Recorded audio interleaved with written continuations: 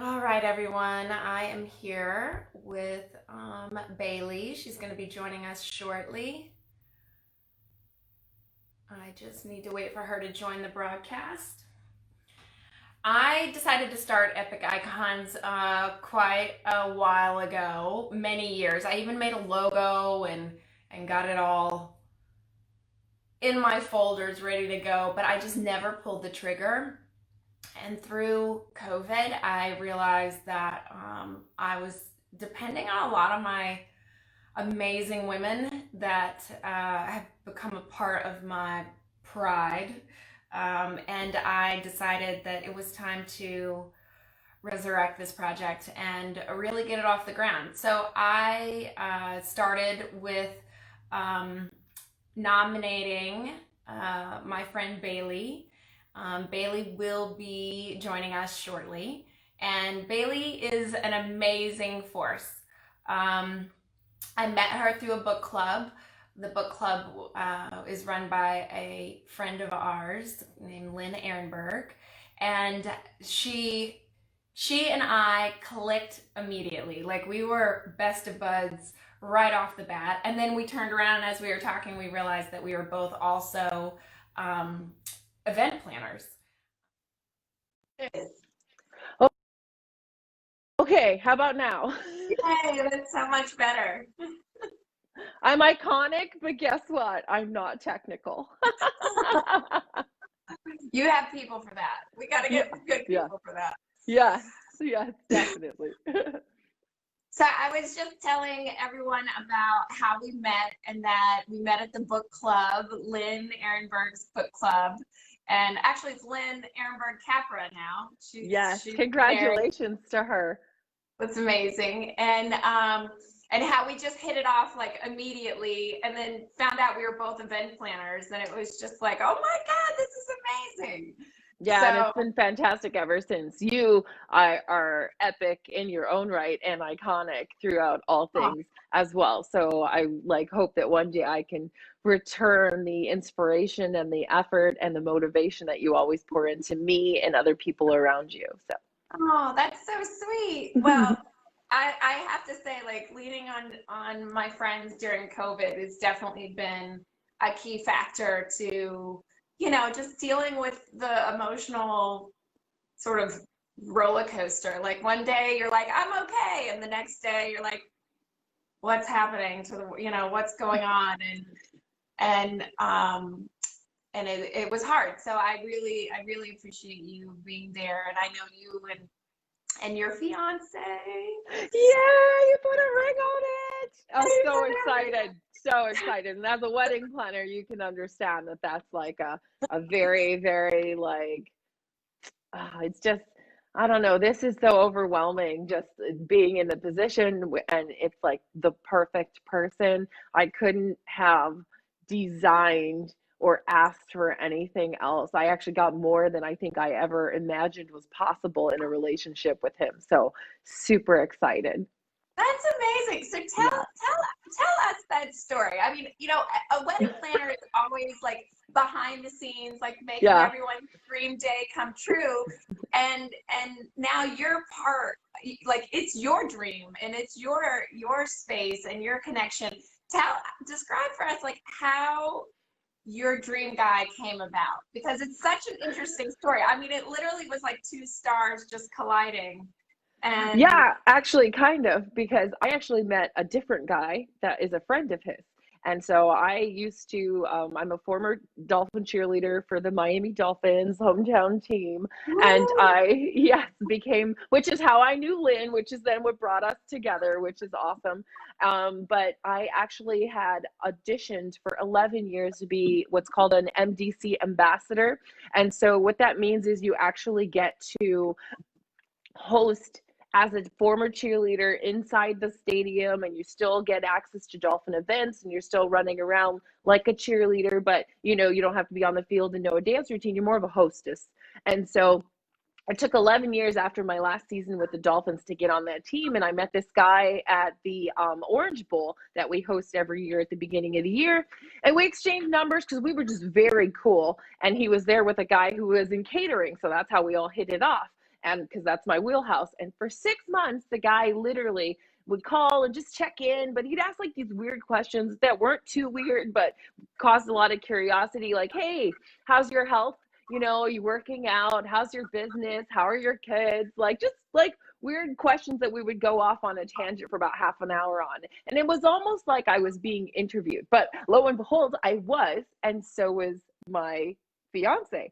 And so when he decided, the guy, Alex is his name, when he decided that the two of us, just had to meet and that we were actually in the right spot in our lives at the same time, he felt comfortable enough to say, hey, come meet me for a drink. I'm going to introduce you to my friend, and he'll come for a drink. And if everything goes well, I'll leave. But if it doesn't, at least you just came met me for a drink. And I hadn't seen him since I met him. So I was literally super kind of just like, you know what? I'm not going to ask a single question. I don't want to know anything this time at this point in my life. I'm just going to go have drinks. No expectations. I'm done. I don't want to know his name, what he looks like, what he does. I want to hear it from the horse's mouth type deal. And he walked in. That's really brave of you. Yeah, I know. I didn't even get a photo. Like, who does that, right? No photos. He didn't have my photo. I didn't have his photo. So it literally was just an honest, like, both of us were in the safe spot. You put a lot of trust in your friend Alex. I mean, that's like. I did, but I didn't. Because I just was like, I'm going to have a drink with Alex. So if nothing else happens, I saw Alex and caught up after 6 months after meeting him of never like going out for a drink or anything. So worst case scenario, I met him and his friend, and I could go home and be done. And I was super single. I didn't have the kids that night. It was a Tuesday. So I literally was just like, you know what? I got nothing else to do after work today. And we don't have a lot of events Tuesdays. And then he walked in and it was like a 5-hour dinner. He walked in at 6:06. He was late. I keep telling him he was 6 minutes late. And we shut it down at 11. And then he called me the next morning at 8 a.m. and then never got off the phone with me. And 3 weeks later, I moved in. That was June 19th of 2018. And I've lived with him since like the first 2 weeks of July. Wow. Yeah. Wasn't there something about a watch? When you saw the watch, you were like, oh, I know this watch. No. I know what you're talking about. No, that's so you're funny. The things that you remember are so funny.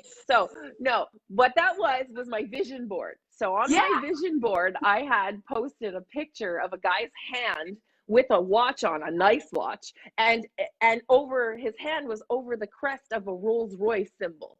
And that's all I cut out, because I was like, I just want a successful guy. He doesn't have to drive a Rolls Royce, but that was just my image of success for my vision board. And then I just cut out the hand, because I've been in and out of like so many relationships that just weren't the right things for me, that I said, okay, now it's up to the universe at this point. And so I'm not going to box what the guy looks like, how tall he is, what color he is, what hair. So I just said a man's hand with a nice watch, which to me was like, okay, if you got a nice watch on, you're styled. Exactly. Thank you.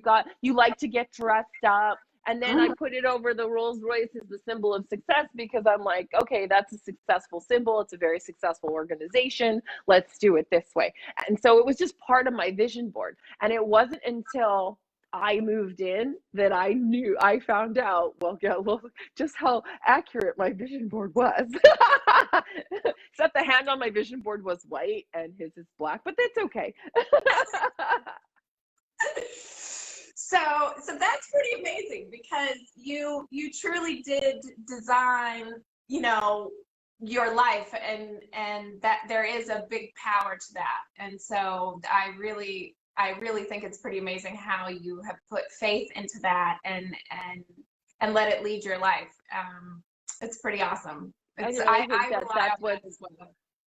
orchestrated my steps throughout my whole life. I think that really is connected to my intuition, very much so. Like my soul is connected and very well balanced. And so decision making, I had a really big turning point in 2015. I really started working on myself just as a woman, as an entrepreneur, as a mom, just trying to find the balance and not be stressed out and take certain things I think today people take things too seriously, things stress them out too quickly, and they're really overwhelmed by stuff that really doesn't even matter. So I wanted to realign a lot of stuff like that. So 2015 was a turning point for me, and it really prepared me to be in the relationship that I'm in now because it requires a lot.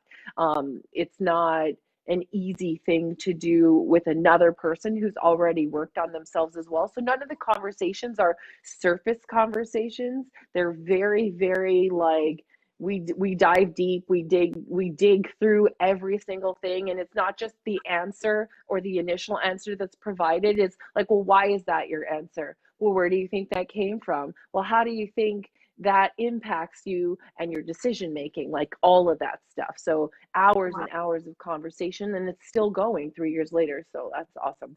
That's amazing. Yeah. It's Wow, been, what a blind date. I, who would have known? And that 3 years went so quick. I remember when you called me Yeah. and you said, "Sarah, I can't say anything, but like you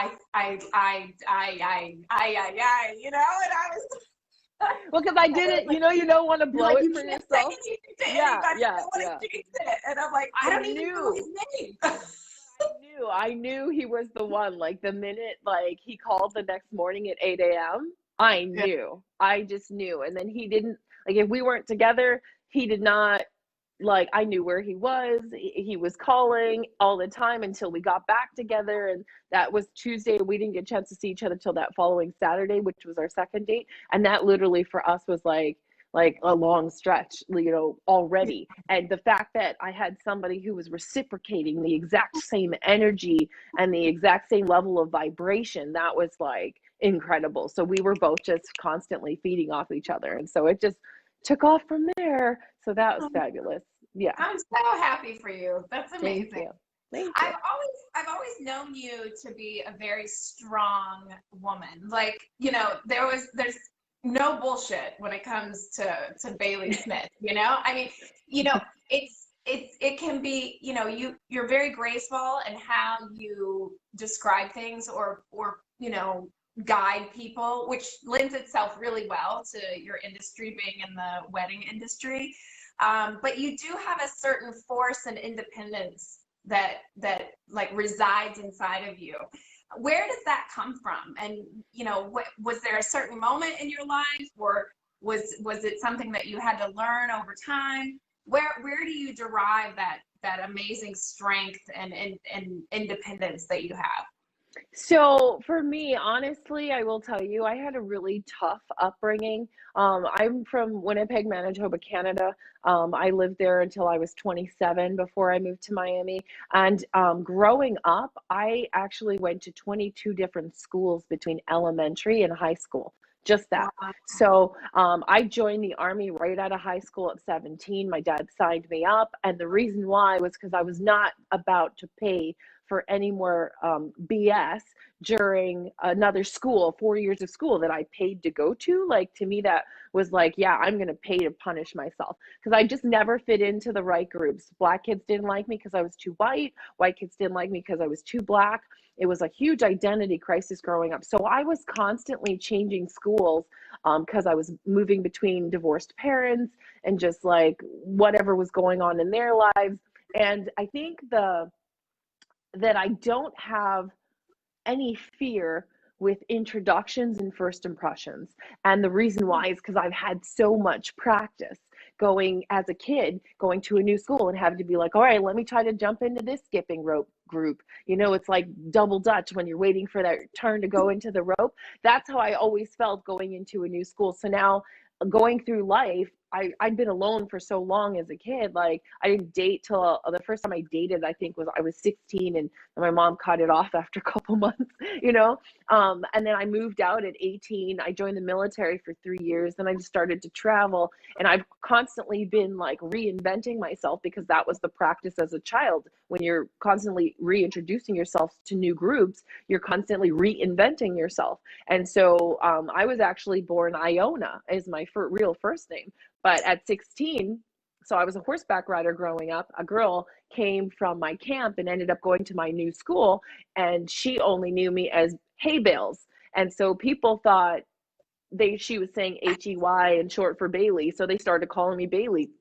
So I was like, yep, I'm Bailey now. And that she was born, and that began. And once that started, that was the turning point in my life. And that was the identity that I adopted that worked well for me. And it always, always included not accepting anyone's crap. And I just knew I didn't have to take it. And I've always been willing to start over from scratch with nothing. So like I have nothing to lose ever. That's how I always feel. Like I can build anything I want. I can network with whoever I need to restart if I had to restart. So that absence of fear now is there. I had to grow as a kid, obviously going to new schools and restarting constantly, but restarting now as an adult is nothing for me, because I've seen it, done it, and I can do it again. And that's just how I feel. That's amazing. That is, I mean, you definitely have a very resilient nature, and now it all makes sense. I mean, that's pretty wild that you can just, sort of create whatever. I mean, that seems to be a theme in your life, is that you basically are the artist of your life, and you're creating it as you go.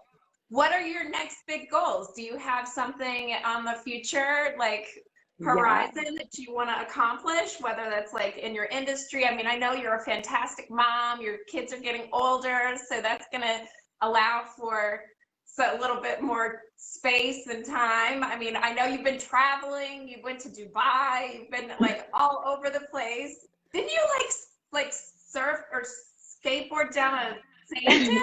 I actually did surf down a sand dune in Dubai. I surfed. Yeah, they give you a surfboard and you get on it, and it's almost like sandboarding. They called it sandboarding. It looks like a snowboard, and then it's not waxed though. It's just like just clean, and then literally you go down the sand. It's like powder though. The sand is so fine, it's powder. Between in those photos, you look like something between Mad Max meet Louis Vuitton magazine editorial ad, Oh my gosh. It was so fun. It was such a good trip. Dubai was one of my dream trips. So that was such a good trip. Doing all these amazing things. I mean, so what is on your horizon? What is your next big goal, or thing that you want to jump off on? I would really like to start a line of venues that basically allow for us to turn weddings at a smaller price tag, because I find that in the wedding industry, there are a lot of couples who are struggling financially.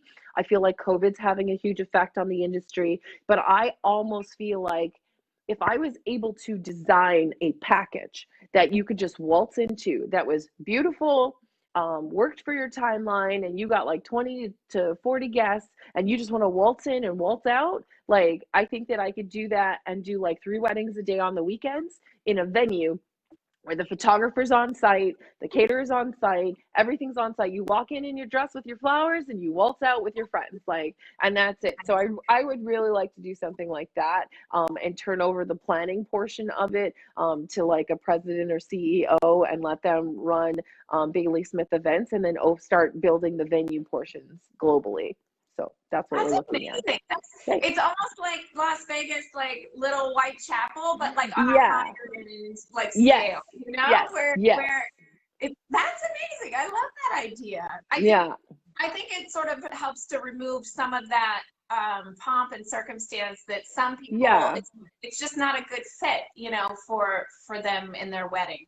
I just Um, feel like the industry needs a shift because tradition has been ruling it for years. But your wedding is your wedding. It should be that way. It shouldn't be that you have to do the something borrowed, something blue just because it's been done for the last 80 years, like, or 1,000 years, whatever it is. Like, you should be able to do what you want to do for your wedding and not worry about the traditions, just more focus on the connection and who you're marrying. Like, that should be where the focus is. And I feel like, woo, so this is how our parties look. They spin around, but so basically, I feel like it needs to have a shift so that people are more focused on who they're spending the rest of their lives with and who they're about to say I do to, than spending so much time on the nitpicky details of which petal flower is what color and what place setting goes with what. Like, you're doing all that for the wedding, but did you really do that with the person that you're about to wed? Like, that's yeah. kind of where I want to transition. The why sometimes gets lost in the details, for sure. I Yeah, think and the people do that. party and the showboat and the big show, like, yeah. Yeah, yeah. So when you get up in the morning, or what is the, I always like to leave our viewers with a couple things that they can take with them, sort of like Tim Ferriss does in Tools of Titans, right? Okay. Where there's like, you know, a quote that you live by, or something, that a process that, you know, really sets you up for your success in the day. So what is your thing? Okay, And it's so funny. I want to grab something for you guys because I think it's in my office. okay, I hope it is. Give me one quick second. okay, okay. I can still hear you, but I think it's in my office. Hang I love what you did with your office, how romantic you made it with the flowers on the wall. That's beautiful. So that's also something that was a dream of mine too, is I've always wanted to decorate my home office and I never got a chance to do it. And my fiance actually was the one that he built me an office and then said, "Here you go." And then I did this. I did, and it actually looks like it's really still not done. It's never done because it's always like, oh, I want one more thing, and it's always something else. So like I need to change my desk because he stole my desk. So the desk I got myself actually worked way better for his office and for him. So I got his desk and now I have to fix the desk part. But thank you for the compliment. Okay, so I have to tell you this. When I started in wedding planning, it was a hobby for me. I started doing weddings for free for my friends. And then their friends at their weddings were like, "Can you do mine?" And I was like, "Yeah, sure." But I was only doing like 1 or 2 weddings a year, so I didn't care. I also didn't think you could make any money planning a wedding. So I worked a 6-figure job for a company named Alfred Angelo Bridal. And they were number one in the bridal industry for 85, 90 years. And I've known them since I was 16. So that was my dream job. I went to work for them, and that dream job turned into hell. It was horrible working in corporate America, the disorganization, like the double talking, and then all the office gossip and water cooler stuff was just out of control. It was fun some days, but some days was just like the workload was crazy. But I was working my wedding business in the background at the same time. Now, when they hired me, they told me I had to quit and shut it down. And I was like, I don't really want to do that. And we got new management halfway through. So the new management actually used my wedding business information for them to funnel through as focus groups and stuff like that to get more information on brides. So that worked out amazing. But then they went into bankruptcy. So they laid everybody off at 10 a.m. on July 14th of 2017 or 16, I think it was. And everybody walked into a town hall meeting. People that had been there 50 years. I'd only been there for 4, right? And everybody was laid off by 5 o'clock that day. You had to take your stuff and you had to leave. All the doors were locked. Receivership, bank owns everything. So complete meltdown crisis mode for everybody else except me, because I never shut down my business. So then I was like, oh, here's the perfect kick in the butt that I needed to go and work full time for myself. I'm not going to go look for a new job. I'm just going to ramp up what I've already been doing. So on my birthday, the graphic design team. Now, I don't know if it goes backwards, like in Oh, your yeah. shot? Oh, it does? But it Yeah. says, so they graphic designed this for me, and it's been on my wall forever. And it literally says, teamwork makes the dream work, but the dream might change tomorrow. Bailey Smith. And so teamwork makes the dream work is a quote that everybody knows. Yeah. But we were in the middle of a huge meeting, and because our department was the marketing department, we got so much thrown at us that would change on a dime like this. We'd build all this stuff, and all of a sudden, pivot, we got to change again. Pivot, we got to change again, which is a good thing to know how to do. So, but my outburst in the middle of a huge meeting with our VP of marketing, he said, well, teamwork makes the dream work. And then I kind of was like, yeah, but the dream might change tomorrow. And everybody bust out laughing, and it became the marketing department quote. So on my birthday one year, they actually graphic designed this whole thing for me and put it up as a official quote. So it's my new favorite thing. See, and we're spinning again. Hey, listen, there's nothing about this Oh my God, that that's isn't fun. Well, I can't wait. I can't wait to see when you write a book or something, because I feel like there's definitely a story there that more people can really I don't know, grow from and understand and learn from. So I'm gonna put that on your future list too. Everything that goes on your future list actually happens to me. So yes, put it down. Go ahead. That's awesome. Well, Bailey, thank you so much for taking the time to meet with us today. I really, really appreciate it. And welcome to the Epic Icons group. We are so happy to have you. Thank you. I'm so honored. This is such an amazing thing. I thank you, thank you, thank you. I pray I always live up to your expectations. Oh, are you kidding? No. Well, I love you too. And we'll see you soon. All right, bye. All right, bye.